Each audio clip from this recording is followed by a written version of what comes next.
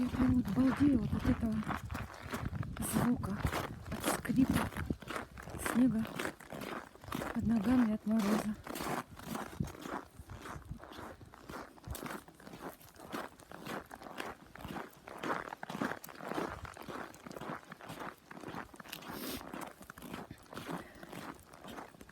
Это так здорово.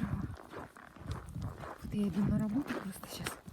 Вечер уже около 9.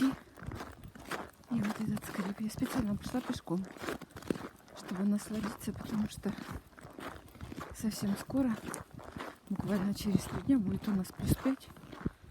И все это растает. Обидно до слез. А так вот прям как будто детство вспоминается. На санках.